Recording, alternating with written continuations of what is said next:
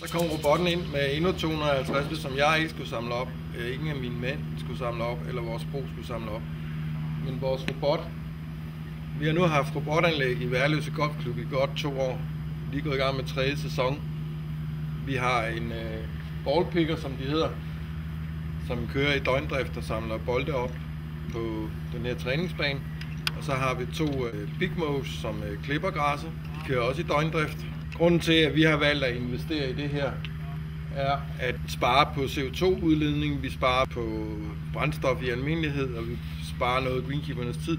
Men først og fremmest så sparer vi spillerne for, at driving range den er lukket. Vi kan have åbent hele tiden.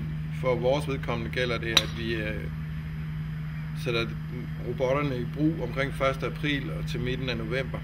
Og det er en normal sæson her i Værløse Golfklub.